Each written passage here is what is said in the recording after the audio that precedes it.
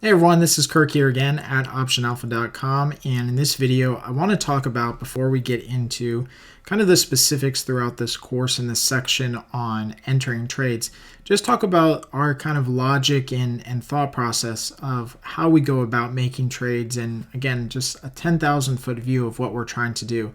So it's obviously a game of numbers, and I often say, and have often said, that when it comes to options trading, we should run our business much like a casino does. And we all know that casinos make money. I mean, they make money hand over fist, but it's sometimes hard to step back and find out exactly where their edge is. I mean, we know that, casinos make money and they have an edge and they want us to play, right? But let's quantify that. What does that look like? And what are the mechanics and logistics behind that? Because there's much more to it than just the percentage that they're going to win or lose on a given trade or table game. It comes down to sizing, table limits, number of times that people play or roll the dice. There's a lot that goes into it, and we should act much like a casino does, but we often do the complete opposite, and you'll see why. So how does a casino really make money? And again, what's their edge that they have over us? How do we quantify that?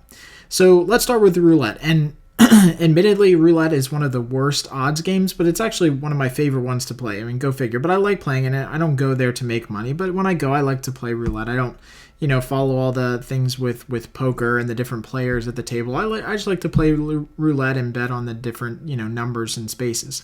But when it comes to roulette, and we know that game with the die, or with the wheel that spins and the marble that falls, most often people will bet on red or black, and it's pretty normal for somebody to go into a casino and just put all their money on red or black or whatever the case is. But here's the exact way that it's paid out. So you can see the payout is 1-to-1. That means if you bet $1, they'll pay you $1 if you win, and if you bet $1 and you lose $1. That's how the payout works. So it's pretty fair as far as risk and reward. You put up $50, you could make $50 or lose $50.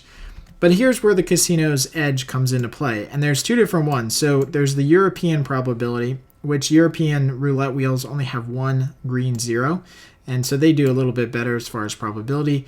Us Americans, we get hammered, and we have two double zeros on our roulette wheel, and so that means that our probability is even lower. But you can see that the probability of this happening, either one of these, red or black, is just about 47%.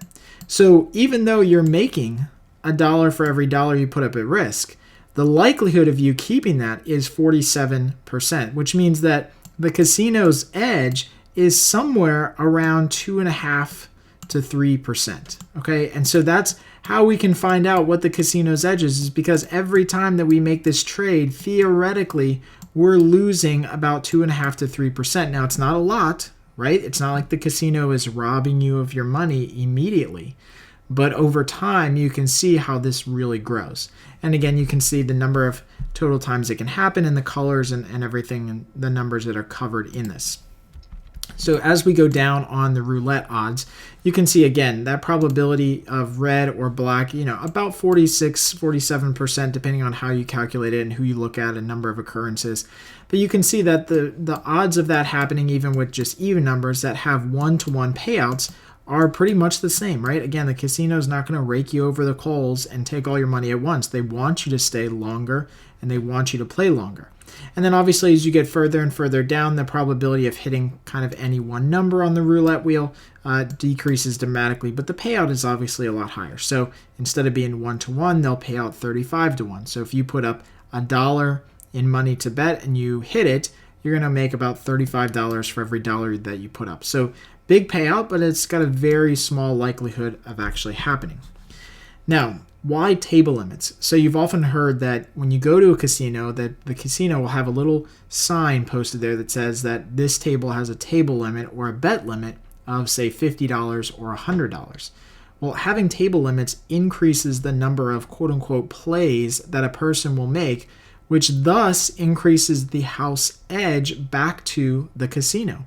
So the longer you play, the more you stand to lose. And that's period. End of story. There's no debating it. So casinos deliberately want you to make lots of plays and play a lot. And they want you to do it with a small amount of money. So I often say, and I've done a podcast on this too, is that if you walked into a casino and you told the casino manager, hey, I want to bet $1 million on red right now. One bet, $1 million on red, one roll, one spin, and that's it. And they would absolutely hands down say no way, right? 99% of casinos would say absolutely no way, because their one-time probability of losing on that bet is about 47% that they're going to lose to you. So it's too big of a bet in one full swoop. What they would want to see is they want to see you spread that $1 million over thousands of different bets. So they limit the number of, or the amount of money that you can bet on any one roll or any one play, because they know that the more you spin, the more you roll, the more behind that you become. So here's a great chart that really shows this. And this is with roulette. Again, the odds of going with a black or red or even an odd number. So just one spin. So if you spin it one time and the wheel goes around one time, you're likely to be behind on average about 51%. Now remember, you're getting paid 50-50 if you win. So your risk is almost exactly the same as your reward payout-wise. Over the course of 100 spins, the percentage that you get behind is about 64%. So you're still kind of in the game here. You've been playing for a while, but now you're starting to lose more and more of that edge to the casino. And again, over 1,000 spins, and then over, more importantly, 10,000 spins, you can see that on a given night, over 10,000 spins, you have no chance of keeping any of the money that you started with.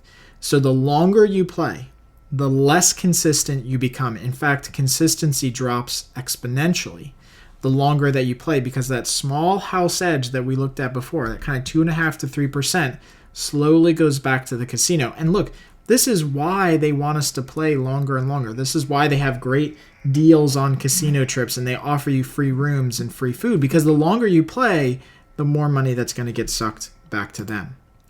So having said all of this, as traders, and more importantly as options traders, we need to follow the same logic with how we run our business. And you have to think of it as a business to begin with. This isn't a hobby. This isn't something you do on the side. You have to run this thing like a business. And that means that you have to, one, make high probability trades. When you go to a casino, you're not making any high probability trades. There's a small edge to the house. In trading, we know how to make high probability trades, and we can do that. Number two is we've got to keep our position size small. We've got to set table limits for ourselves, right? We can't go in there and I often say like a rodeo cowboy, just slinging money around left and right. You got to go in there and you got to make small bets based on your position size. We've got a great guide inside Option Alpha in the guides and checklist section that helps you determine your position size based on a bunch of different account sizes.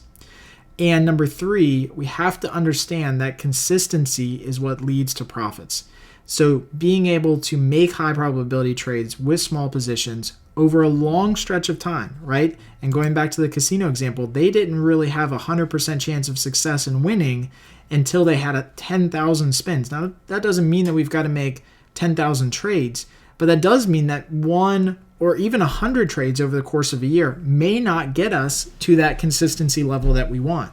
But we're assured that if we keep making high probability trades and keep setting table limits for ourselves, that we will see success the longer and longer we stay in it. That's why guys in this business who've been in it 5 years and 10 years become more and more successful, because they've just made more trades. And if they stay consistent and persistent, it will lead to profits. So hopefully this has been a really good tutorial just to kind of, again, get you started before we get into a lot of the logistics of entering trades and how to kind of manage some of those entry points and looking for trades. It's important to take a step back and understand kind of the 10,000 foot view of what we're trying to do here. So as always, if you guys enjoy this video, please share it online, on Twitter, on Facebook, add a comment right below this video in the lesson page. If you have any questions, I'll make sure I get back to all of those, and happy trading.